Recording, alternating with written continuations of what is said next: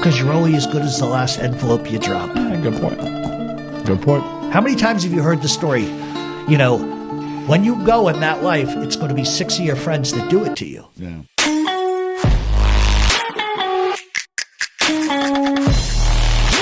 It's time for Mob Talk Radio with your host, Jeff Canarsie. I'm going to tell you something. If you don't ever bother me again the rest of my life, I ain't giving up that stuff.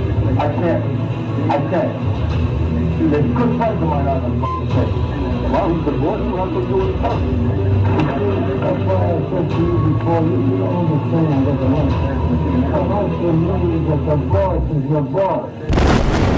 And we'll go back to Mob Talk Radio. At this point, we are going to get into the Philadelphia mob history. I think we're on part 3. Not sure how many parts this is actually, gonna coffee end up being, but we're going to jump right into it. So the last 2 weeks, we discussed the early days of the Mafia in South Philadelphia, and it sort of showed you a path whereby Philadelphia was never really truly on complete lockdown. And there seemed to always be someone in the background, somebody looking to take over for themselves. And it's just the way the history of the Mafia in Philadelphia operates.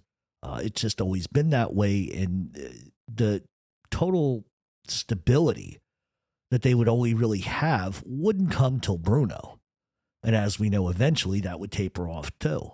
And we know what happened from there. So we're going to pick that up again today. We're going to cover the years between 1931 and 46 for the most part of this week and next week as well, I believe. And what many don't realize is that Philadelphia was incredibly active in those early days. However, the reason why a lot of people at that time didn't know much about the Mafia was because, unlike New York and Chicago, which showed photos of gangsters, bullet-ridden bodies, and huge headlines, the Philadelphia press sort of avoided that. As well, prosecutors in Philadelphia did not see mobsters as legal stepping stones like they saw in New York and Chicago. So from the legal aspect, Philly attorneys weren't interested in prosecuting mob cases. And one of the things that made Salvatore Sabella so successful, albeit in those early days, was the fact that he allowed his guys to move into South Jersey, allowing his men to get involved with what they wanted to do to make money. His bottom line was money, more so than prestige or control. It was better to allow your men to make money than to force friction and war. His power was silence. And after the murders of Zangi and Kokoza, which we've talked about for 2 weeks now, his power rises and he begins to build alliances further into New Jersey and into New York as a result of that. And mobsters admired how he handled that piece of work.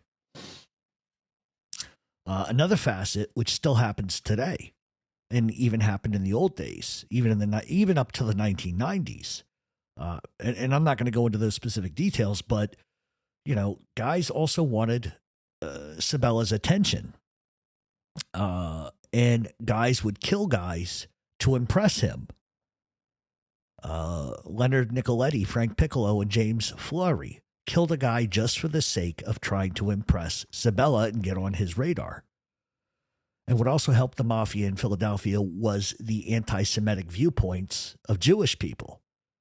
And when I say what helped, because I don't want people to distort what I just said, but a lot of people didn't like Jewish gangsters or Jewish people in general. And what ended up happening was, that Italian gangsters were looked past. But the Jewish gangsters at that time controlled narcotics, prostitution, gambling, and booze, and were often targeted by prosecutors and grand juries. So the cops and the prosecution just avoided the Italians and just went after the Jewish people. Okay. And it gave really the Italian gangsters an edge because most of them were pretty much for the most part left alone. And an example of that would be a 1928 corruption trial. And Sabella's crime family was deeply rooted in corruption, and yet they were left out of that corruption trial. And Jewish gangsters were front and center. And there are a ton of records on the books where cops and detectives were shot by Italian mobsters, yet in the same situations where Jewish gangsters did the same exact thing, they would be rounded up, beaten senseless, and prosecuted. And Italians just weren't. So John Avena was born Giovanni di Aveni in Messina, Sicily on April 7th of 1893. And not a ton is known about his early life in Italy, but his parents were somewhat successful, and they were able to afford to give John and his three brothers and a sister a decent life. Avena would end up going to school to become a bread baker. In 1909, John wanted to leave Italy. His brother Gaetano, who would later go by Tom, had already resettled in America and, the land of dreams and all of that nonsense. And he ended up settling down in South Philadelphia. John would jump on a ship bound for Philly, and by all accounts, Avena left for a better life because life in Messina was tough because there had been a series of earthquakes that leveled the city in 1908. And his brother had sent a letter back saying, he was successful and etc. And this is why John Avena leaves. And shortly after arriving, Gaetano Avena ended up owning several businesses and push carts, and he set up on 9th and Christian Streets in South Philadelphia. So when John arrives in South Philadelphia, he would work odd jobs. Sometimes he did farm work in South Jersey or did some sort of laboring work in South Philadelphia. It was through his lineage and his friendships going back to the townfolk type of bonds, like we talk about all the time with Montadoro and Buffalino and everybody coming from the same town. A lot of people in that particular area where John was and people that he knew were from Messina. So if you knew somebody from your same town, it was like you're essentially related by bond, being from the same place. And Avena found that in the Orlando family, who were actually from Messina themselves. And through the Orlandos, he gets employed at the Seabrook Farms in North Jersey. But that wouldn't last very long because he would eventually head back to South Philadelphia to go to basically to work for his brother in the bakery and grocery store that he owned on South 6th Street. And he learned quickly in South Philly how to gamble. He would take a pinch here and there for relatively minor things. And one might say that Avena was susceptible to his surroundings, seeing what he saw. But it got him into trouble, too, at the same time. So off Carpenter Street, Rosario Conti, who was also a baker, had a friend by the name of Giovanni Costa, who spent a year in Eastern State on a stolen goods beef. And the three of them had some semblance and some criminal ideas, and they weren't fucking around either. But they also knew that any criminal enterprise they could conduct, any criminal scheming they could do, they could not do it in Philadelphia. And so they go off to Boston, Massachusetts. So Giovanni Costa, John Avena, and Rosario Conti headed to the north end of Boston. They each rented rooms in a different part of the north end of Boston, and the plan was to rob a safe that was allegedly filled with money at St. Mary's Roman Catholic Church. According to police reports that I was able to obtain, the Boston PD said that a small boy overheard Avena, Conti, and Costa discussing after the fact how they were able to break in. According to police, a tall ladder was used to climb an 8-foot-high fence. All three were spotted by the child, who then ran to police. When they showed up, they caught all three in the act. Avena pulled out a .38, but realized it would do them no good. And after the three got arrested, the police would find a drill press, dynamite, percussion caps, fuses, flashlights, several drill bits, and guns hidden in a snowbank. And this arrest, coupled with some other arrests that Avena had on his record, didn't help him either. He would lie to the cops and give them the name John Di Natale. And he did that to conceal his name from relatives. He did not want his relatives finding out he was getting arrested. He would end up going to trial, get convicted, and would serve 32 months in prison. In 1918, Avena gets out, and he heads back to Philadelphia. And he ends up buying into his brother's bakery and to his grocery store. His brother, by that time, had already changed his name from Gaetano to Tom, and their last name would be anglicized to Avena. And tax record shows, an incorporation paper show the Avena Brothers Incorporated. Property taxes also show newly renamed Tom and John Avena living at 1027 South 6th Street. And so that sort of corresponds with the Avena Brothers Incorporation business paperwork. John would slowly get into gambling and began investing a little money into boxers. He would then begin hanging out in boxing gyms, learning all he could. What he ultimately wanted to do was to promote boxing more than anything, so hanging out in gyms was the right beginning for him. And he wouldn't have to go far either, because there were several clubs at the time in Philadelphia. The old Ariel Club on Christian, the Philadelphia Hall on 8th in Christian. They were all old relics. However, the National Athletic Club had pretty much opened a couple of years prior, and that was the biggest boxing club in the East, located on the corner of 11th and Catherine. And Avena would eventually become a boxing promoter there. Boxing at the time was big in cities, and boxers fought each other almost daily in those days. According to the infamous boxing reporters Chuck Hassan and Nate Flesher, they wrote that Avena had become a promoter and Jewish boxers had begun to replace Irish boxers. That's sort of like side note stuff. So in 1920, Avena has contact with Salvatore Sabella, obviously. And that time period, the shakedown was 25 cents. And for that 25 cents, the Italian mafia would keep the black hand away from you and your business. Just like South Philadelphia now, all the gangsters lived near each other. Mario Riccobene lived off the 600 block of Washington Avenue. Phil Polina lived off the 1000 block of South Randolph. And George Catanese lived literally 2 doors down from Avena. So everybody had the right to make their own choices, and Avena had to make a choice for himself. Avena could go all in or he could walk away. But in contrast, we need to talk about Michael Anellaro. Michael Anellaro was from Sicily. He came from an established mafia clan in Sicily, yet stayed far away from Sabella and everybody else. His son Angelo, decades later, would become boss of the Philadelphia Mafia under the name of Angelo Bruno. Michael kept his son Angelo away from the life. And in his Queen Village neighborhood in South Philadelphia, they spoke Yiddish, not Sicilian. And the reason why Avena had to make a decision is because of all of these arrests that he was acquiring. He needed to make a decision. Are you going to be all in on the street life, or are you just going to get out? And ultimately, Avena makes the decision to go all in, and he ends up getting arrested for carrying a handgun.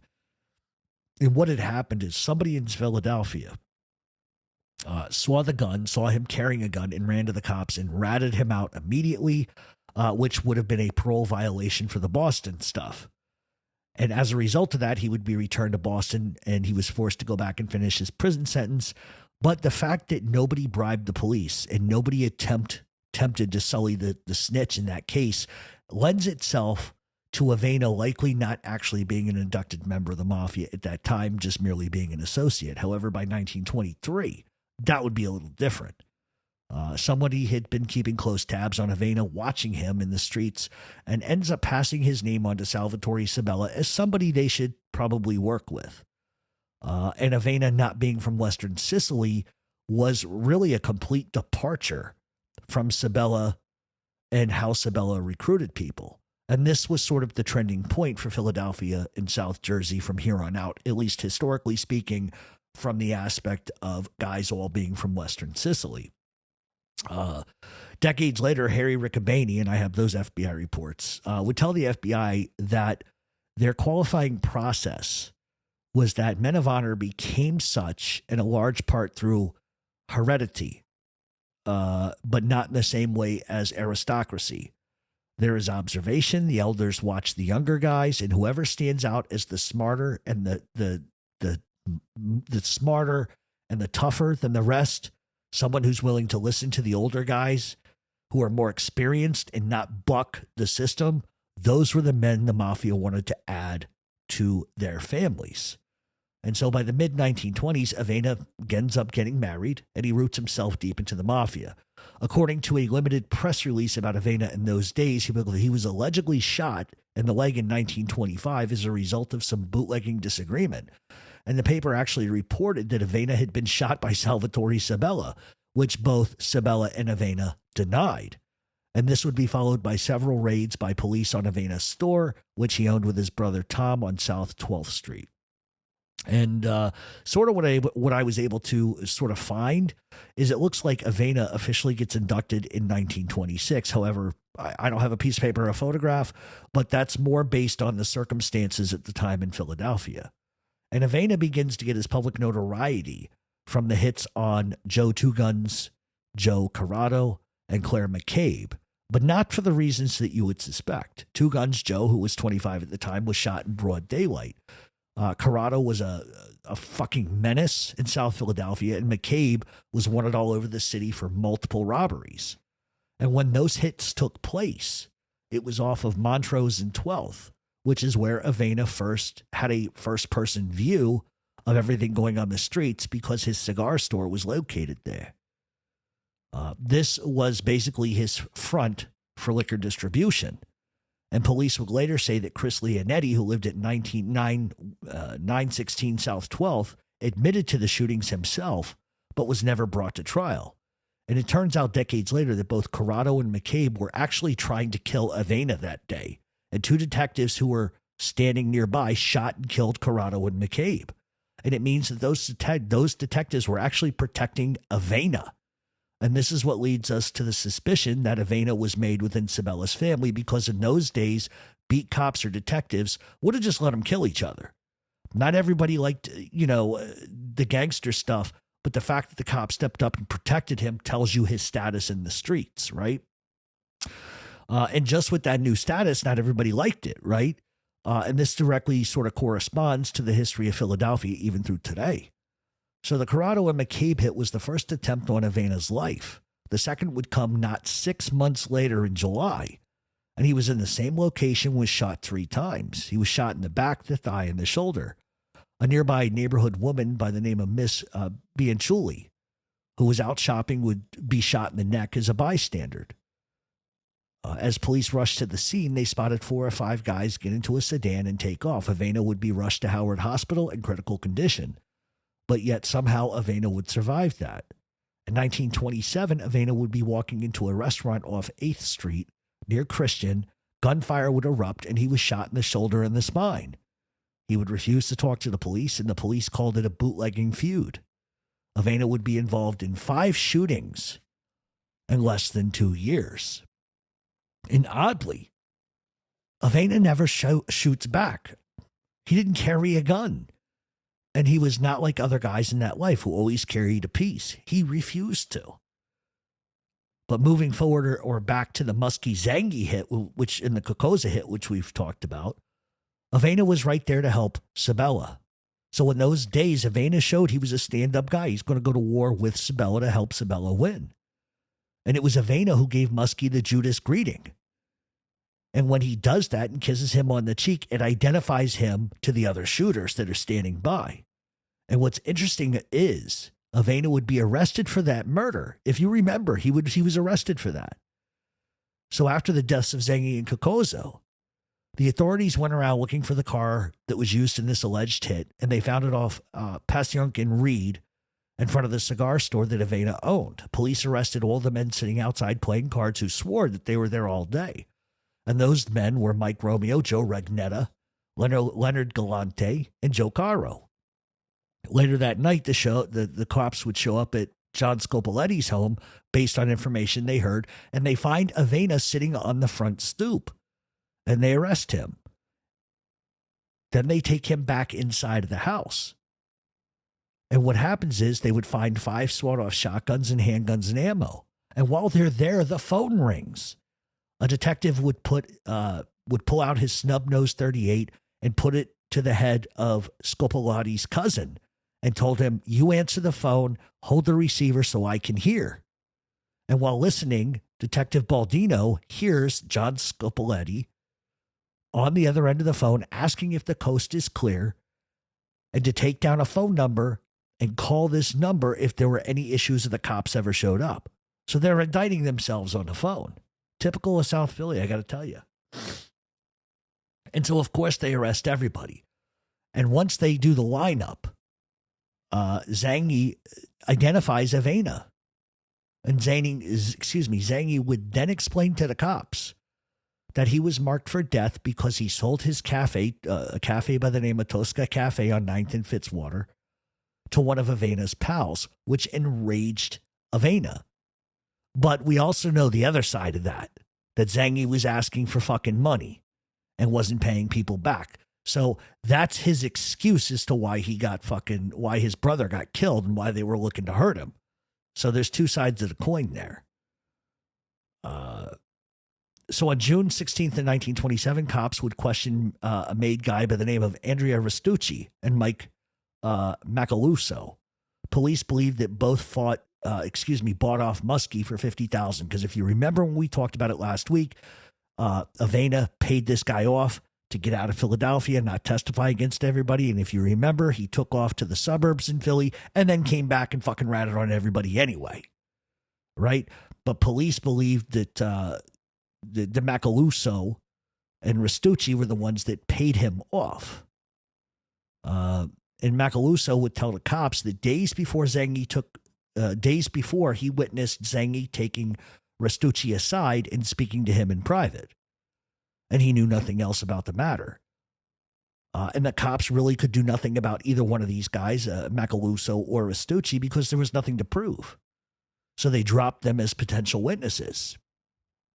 But that didn't stop Zangi from keep giving cops names of people that could identify the shooters. And it can not weirdly, but hilariously so, they were all friends of Zangi. Peter Francesco was next. And he couldn't put Avena at the scene. Dominic LaFauci was next. And he would say that he spotted Avena as he was exiting Scopolati's car on 8th and Christian some 15 minutes before the shooting. However, Avena had an alibi witness named Kate Ruggiero, who was shopping near Avena's cigar store at the time. And she said that she saw Avena sitting outside of the shop at the time of the alleged shooting. Her husband and father, who were with her as well, would say the same exact thing. Scopoliti would tell the prosecutors that he drove Mike Macaluso to Center City at the time of that murder. So at every turn, Avena had an answer for the cops and an alibi. And per what we said last week, Luigi Quaranta was the only guy that takes the pinch for that. So Avena would be, tutored about about being a mobster from Salvatore Sabella and Phil Polina specifically. His son Anthony Salvatore J. Avena would admit that decades later, saying that all his father learned came directly from Sabella, and that everything Sabella taught was from Western Sicily. And Avena followed those rules to a T. He dressed well and appeared as a businessman, kept his mouth shut, and was living as he was taught in some cases. And in those days, how men carried themselves was important to them and to the Mafia. They helped neighbors, they opened doors, they fed the hungry, and men like Sabella and Polina let grocery tabs grow and remain unpaid during tough times in the neighborhood. Avena, who clearly didn't understand the total ways of Western Sicily, grew and learned. And one of the most important rules was obedience to the family. He, like Western Sicilians, would forge bonds naming Mike Macaluso the godfather to his son, brothers in the Mafia, and relations outside. You forged bonds. That's just how it's always worked. And by the 1930s, Avena had his own family, his own children, a car, a home, took trips to the Jersey Shore for vacation. And the one thing that Avena was taught is that your children are not allowed to join this life. And Avena stood by that. Even from an early age, Avena told his son, you're going to be a lawyer. And he would not allow his sins to overflow onto his sons. And that was always the rule. Your sons cannot be a part of this life. But that just changed somehow. It was frowned upon. It doesn't mean it didn't happen. It was just frowned upon. And according to his son Salvatore, his father would go to visit relatives in New Jersey and would always take candy, money, and toys to the poor Black and Italian children in that neighborhood twice a month. He would load up the car and leave and make sure that everybody in the neighborhood got what they needed. And in 1927, he proves his loyalty to Sabella for those two hits on Zangi and Kokoza. He stood right next to him and did it. And I think Avena often felt in his own way, according to people that knew him, that he felt alienated by the mob in many different instances. Number one, he never forgot that Sabella shot him. And Sabella would order him not to do business with the Jews. And Avena didn't believe in that. He did business with anybody. He didn't care who they were, black, white, Chinese. It didn't matter. He was much like Lucky Luciano in that respect. And Sabella, Sabella had begun to hear that Avena was working with Jewish gangsters, and he gets pissed off about it. And Avena, his whole perspective was he didn't want to compete with anybody. He just wanted to do business with everybody. Less violence was better for everybody. For example, Avena was very close to Harry Nig Rosen. And in those early days, they warned Avena, stay away from the Vanzettis too. Excuse me, the Lanzettis. But Avena didn't care about gripes that people had with one another. He didn't care about ego. His bottom line was money. And it was because of his Jewish friendships that he ends up being a juggernaut in the gambling rackets before the gambling rackets became the center focus after Prohibition. And the Jewish mob had always controlled that in South Philadelphia, and they allowed Avena in. That's huge. And Avena also realizes that just dealing with Western Sicilians only was bad for business. So what does he do? He begins to spread out his friendships. He becomes tight with Marco Reginelli, Joe Ida, Joe Rugnetta, and John Scopolati, who were all Calabrian, which was a huge difference. That was if you compare Sabella to Avena, Sabella wouldn't deal with anybody that was not from Western Sicily. And Avena knew, if I do that, I'm going to be stuck with the same 3 or 4 motherfuckers. So I'm going to befriend Calabrians. I'm going to, be friends with Neapolitans. Fuck all this stupid shit. Who cares if you're from Sicily? And that was, Sabella was very narrow-minded thinking in those days, but that's the way that it was. But Avena didn't see it that way. And so when the Castellamare War began, it was Avena who was mainly in control of activities in South Philadelphia. He was in control of really everything. And the reason why is because Sabella had gone to New York to get involved with the war. And Avena was more receptive than a lot of other people about working with non-Sicilians. And, these times he moved into pool halls and other gambling joints, which were considered a no-go by Italian gangsters. But Avena saw money, and he was different than the others. He went into areas where there was money to be made, whether it was black, white, Hispanic. He didn't give a shit. He went to places that most gangsters wouldn't go. But the one thing that Avena didn't have was contacts like Sabella. And it's likely that's the reason why he aligned with the Jewish mob. And while you might suspect that Sabella would pass on his New York and Sicilian contacts throughout the United States to Avena, he didn't. And Avena was much different than Sabella. And his name started getting attention in the papers a lot. His photo ends up getting taken. And for Sabella, that was a huge issue. Because Sabella felt that Avena was not protecting himself or the organization or avoiding it. And just, I don't know if you see the hypocrisy in that, but Sabella was very good at staying off the radar, but they had started to write about him too. So for him to gripe and complain about Avena getting press or Avena getting his photo taken, it's hypocrisy. It's fucking hypocrisy. And Avena's style also contradicted Sabella. Sabella relied on old world thoughts, old Western Sicilian beliefs. And as much as Avena tried to adhere to it, he just couldn't totally do it. And he was ushering in, much like Luciano back in New York at the same exact time, new wave ideas, new ideals, new thoughts, different perspectives. And while Avena was good for the Mafia in Philadelphia and for Sabella, it truly disrupted the complete conservative viewpoints of the South Philadelphia Mafia. And so Avena ends up getting viewed many ways as a renegade or a black sheep of the South Philadelphia organized crime family. But his earning capacity and capability outweighed for his failures in the eyes of Sabella to adapt to a complete Western Sicilian viewpoint. But at the same time, it also showed Sabella that the Sicilian ways didn't really transfer really well to American Italians. that their viewpoints, their rules, their ideals, their honor, that system works back in Sicily, but it doesn't work in Philadelphia. And so what Avena's strength was foreseeing the future, for being able to evolve before the, end of the Castellamare War. And in many ways, he is almost a twin to Luciano. He thinks the same way. How close the culture meshed had more to do with Sicilian bridges back to the old country, like in New York. Guys like Ciro Terranova, Clutch Hand Morello, they go back to the western side of Sicily. But then you had an influx of younger generations from Western Sicily, like Carlo Gambino, Joe Bonanno, and Joe Profaci, who had those connections, but they also were different in their viewpoints. In Philadelphia, there wasn't the lineage.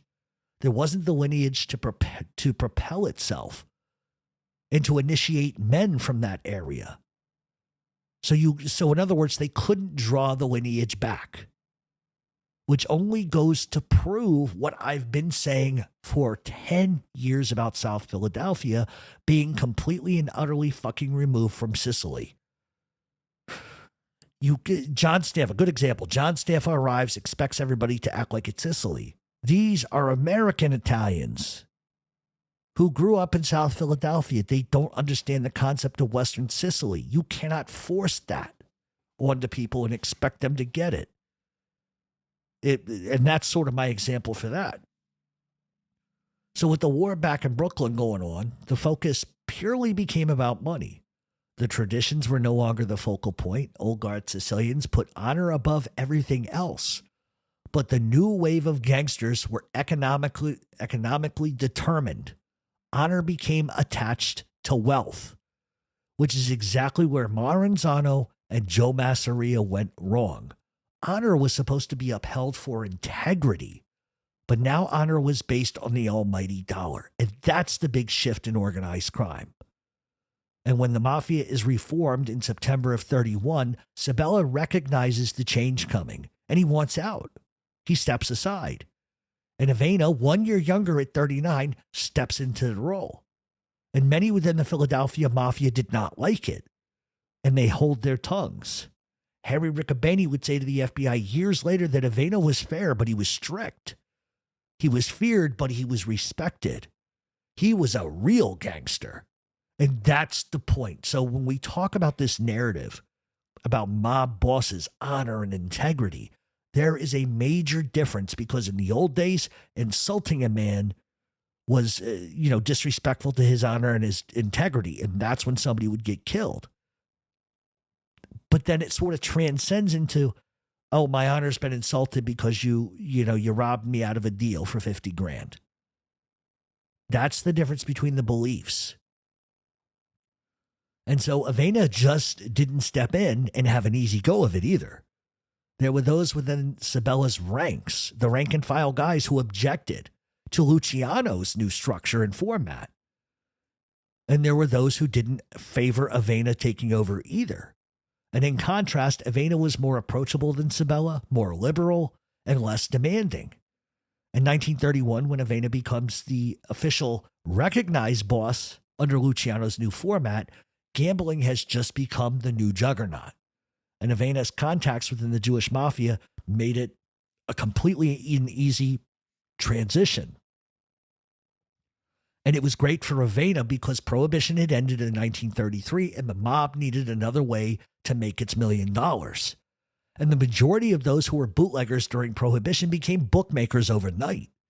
And one of the biggest problems that Avena faced was old Sicilian members not wanting to do anything with the new Mafia. They were still inducted and just, you know what, we don't want anything to do with these new guys.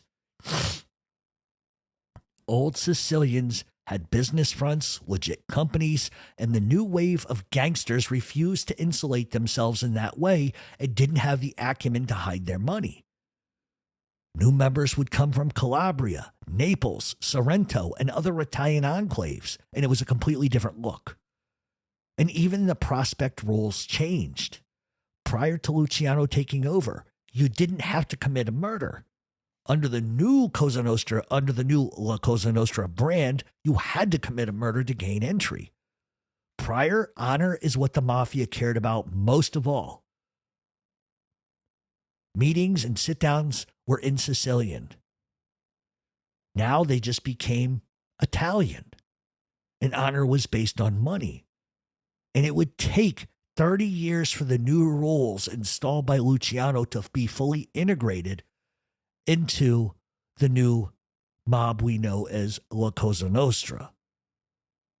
And so we're going to stop here today. But when we come back next week, Avena's going to have some problems with those pesky fucking Lanzetti brothers. Snakes are everywhere.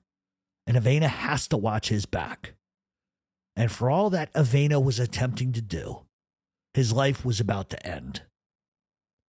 So come back next week, and we're going to wrap up Avena and continue to discuss Philadelphia. And do me a solid. Number 1, enjoy your weekend, everybody.